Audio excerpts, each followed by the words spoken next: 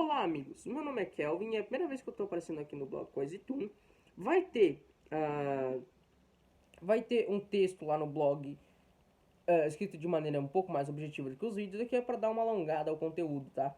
Então, eu vou fazer uma resenha do livro dos Delitos e das Penas, tá? O que eu achei do livro. Eu vou olhar para baixo porque eu tô com o meu resumo aqui, tá? E eu vou tratar nesse vídeo eu vou falar um pouco do Cesare Beccaria, falar um pouco de alguns conceitos filosóficos que vai rodear a obra dele e depois falar um pouco das leis, né? Eu espero não passar até de 5 minutos. Então vamos lá. O que eu achei do livro? Eu achei o livro muito bom, né? Principalmente porque traz temas filosóficos, né? O que eu gosto muito, né? E temas muito atuais, que é muito debatido até hoje no Brasil, como a tortura, o suplício, a pena de morte, né? Para que servem as leis, leis cruéis, né? É muito interessante. Então, eu pensei em reler esse livro, então eu quero comprar uma versão mais atualizada, que diz, né? Desse livro. Eu achei o quê? Eu achei bom, uma boa introdução para quem quer entrar na área do direito ou na área da criminologia, né?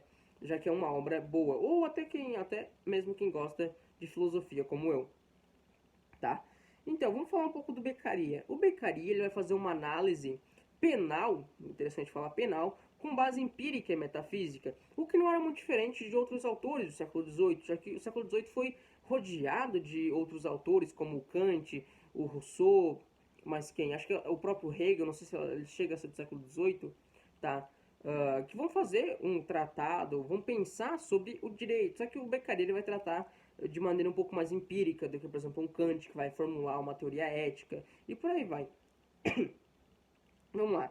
O, o, o Beccaria ele também é um representante do iluminismo penal. Para quem não sabe, o iluminismo foi um movimento filosófico, né, no século XVIII, chamado o século da filosofia. Tá? E o iluminismo ele vai prezar muito pela razão. A racionalidade é o que está certo, né?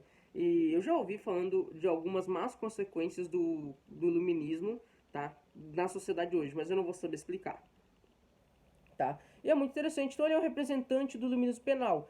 O iluminismo vai ser uma das coisas que vai rodear a obra dele, porque ele vai se focar muito na racionalidade, tá bom? Então, dá pra dizer que ele é a base do direito penal moderno, é possível dizer, né? Mas eu creio que é na parte mais humanística, né? Na parte que tu vai tratar do direito moderno de maneira um pouco mais humanística. A gente vai ver que ele é bem...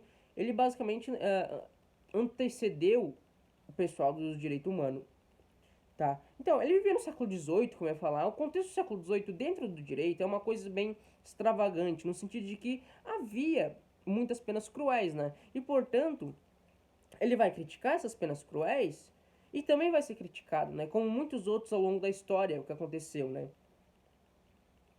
Ele tem algumas ideias, por exemplo, ele é contra a pena de morte, contra a tortura, ele fala que a educação previne a criminalidade, por aí vai, tá? Então, todo autor, eu creio, que vai ter algumas crenças, desculpa, tô com chiclete, que vai ter algumas crenças que vai basicamente ser o sol deles, né?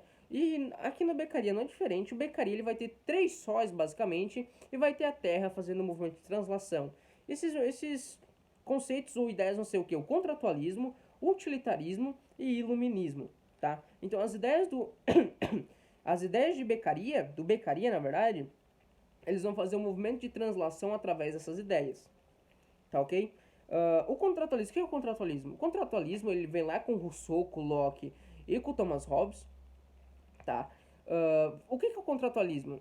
É uma tese filosófica e política que vai dizer que os humanos eles viviam em um estado de natureza, né? Um estado de pré-civilização. E nesse estado de natureza, o que vai acontecer?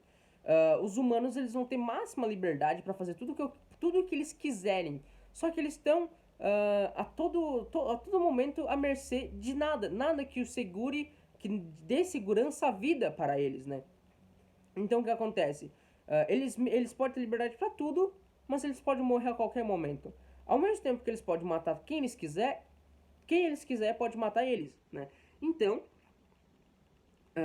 vida é uma vida sem segurança. Então os humanos eles fazem um pacto social que vai originar uma sociedade baseada em alguns preceitos, principalmente direito à vida, direito à liberdade, direito à propriedade, direito de ir e vir e por aí vai, né? Então, nesse sentido, é assim que nasce assim que nasce a cidade, né? Uma cidade não, uma sociedade, né? Então os humanos eles vão abdicar o mínimo possível de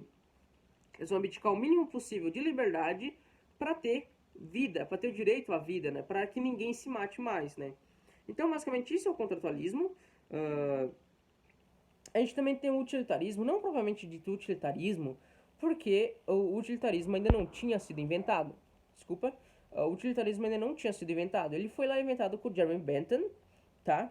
Não sei se é assim que fala, mas o Bentham, ele também, eu já ouvi dizer, que o Bentham se baseou na obra do Cesare Beccaria, porque o Beccaria também é um utilitarista de certa forma, né? Mas seria anacronismo falar que ele era um utilitarista de fato. É a mesma coisa que dizer que Platão era um racionalista e Aristóteles um empirista. Não pode. Tá? E o iluminismo dele também é um conceito central da obra, né? Então, eu vou falar de algumas coisas, não sei se eu vou conseguir falar tudo das leis, porque já está com 6 minutos, tá? Eu vou falar da origem, do direito de punir e a proporcionalidade das leis, e eu não sei se eu vou conseguir terminar a finalidade das leis, tá?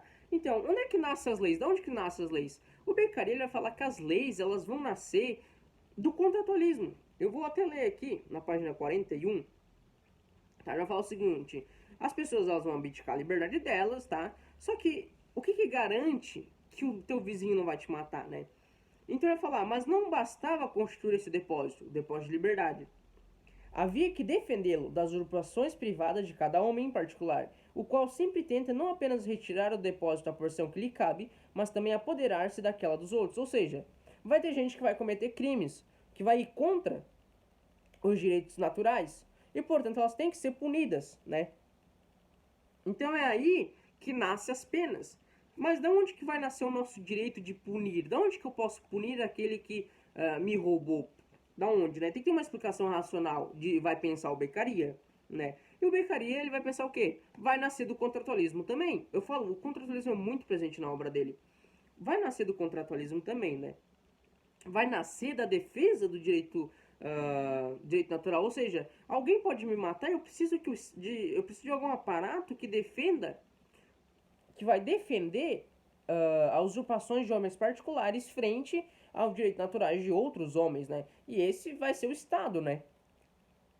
Então ele fala aqui, ó, a necessidade de defender o depósito de liberdade do bem comum das usurpações particulares.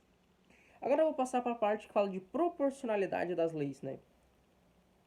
A proporcionalidade das leis ele vai ser uma relação matemática de proporção, como a gente vê em vários lugares da matemática, como a regra de 3, a regra da proporção, e por aí vai, tá? Então, o que me lembrou muito nesse negócio da proporcionalidade das leis é um conceito que a gente vê de justiça lá em Platão, né? Que na verdade é uma frase atribuída a Simônides, que foi um poeta lírico, se eu não me engano, grego, tá? E a gente tem a frase que é dar a cada um o que é seu. O que é justiça? É dar a cada um o que é seu, né? Isso aparece lá em Platão, na República. Então, basicamente, se uma pessoa faz algo penoso, ela tem que receber a mesma proporção. Não, se ele faz algo envolvendo um delito, a pena dela tem que ser em proporção ao delito, né? Isso por quê? Porque as penas, elas têm que ser racionais. Aí o iluminismo, né? As penas, elas têm que ser racionais e justas, que é muito importante. Porque as virtudes, elas são justas. Já que os vícios, eles vão ser irracionais e injustos, as virtudes são racionais e justas, né? Ele vai falar assim, ó. Tudo aquilo que não é justo e é apenas crueldade, aquilo que é paixão, aquilo que é tirania, não é mais direito. Tem uma frase muito interessante que fala: direito justo é pleonasmo, direito injusto é contradição. Eu não lembro quem falou isso, mas tem essa, tá? Né? Então, para que vai servir a proporcionalidade das leis? Primeiro, porque é racional e é justo, as leis têm que ser baseadas na justiça, né? Mas elas vão servir para conservar o vínculo dos interesses particulares, né? Então, o que não é isso? O que não é isso é paixão, é tirania, é vício, portanto, não mais direito, como diz ele, né? E esse negócio de ser uma sociedade baseada em paixões, a gente vê em muitos livros, né? A gente, por exemplo, vê no Revolução dos Bichos a luxúria, de certa modo, a avareza, outros vícios, né? que tem, que os porcos, Napoleão no caso, ele começa a ter, né? E tem uma sociedade baseada em paixões e, portanto, uma sociedade não justa, né? Na própria série The 100 que eu tô assistindo, né? A gente vê um cenário dominado por paixões e pouca virtude, onde a gente tem, dentro do campo da direita e da moral, né? Onde a gente tem uma sociedade totalmente injusta, uma sociedade ruim, né? Então, e é por isso que o direito tem que se basear em virtudes, porque as virtudes são racionais e o direito tem que ser baseado na racionalidade, tá? E qual que é a finalidade das leis, né? Peraí que eu tô pensando se eu vou falar na finalidade das leis ou não, porque já deu 10 minutos, então ao falar em qualquer coisa eu corto, tá? Então lá, a finalidade das leis. Qual é a finalidade das leis, né? As leis, elas não vão servir para causar dor ou sofrimento. Uma vez que isso é baseado em paixões, né? Então, gritos não vão resolver a pena, né? Tortura não vai resolver o que já aconteceu. Portanto, é só paixão, né? As leis, elas não servem para desfazer um delito, porque, como eu falei, se lá ficar fazendo coisas cruéis com uma pessoa, não vai trazer um objeto ou uma pessoa de volta, né? Não, a questão é que eu não estou aqui para defender o criminoso, tá? Eu estou falando o exposto da obra. Que é muito interessante, pode vir gente falar ainda defensor de criminoso, né? Não, tem base, todo um contexto. Vamos lá. Então as leis, elas vão servir para evitar a reincidência por parte do criminoso, né? Um criminoso preso, ele não vai poder roubar de novo, né? E as leis, elas também servem para promover uma concepção pedagógica. O que significa concepção pedagógica? Quer dizer, os homens vendo as penas, eles vão aprender também que os seus atos, desculpa aparecer um negócio na tela, que os seus atos têm consequências, tá? Então vai causar uma concepção pedagógica no próprio criminoso como no povo, tá? As penas, como diz ele, devem causar uma concepção mais eficaz e duradoura no espírito dos homens e menos penosa no corpo do réu, que é muito interessante. A gente vai ver em toda a obra que o Cesare Beccaria, ele vai ser totalmente contra a crueldade dos delitos, né? Porque é inútil, né? É odiosa, é injusta e, portanto, não é mais direito, tá? Então, essa é a parte que eu queria falar das leis, né? Falando as partes das leis, eu vou trazer o da tortura e eu vou trazer o da pena de morte, tá? Então, eu queria ficar por aqui. Um abraço. Esse vídeo provavelmente não vai toda a parte, mas ele vai uma parte pro YouTube.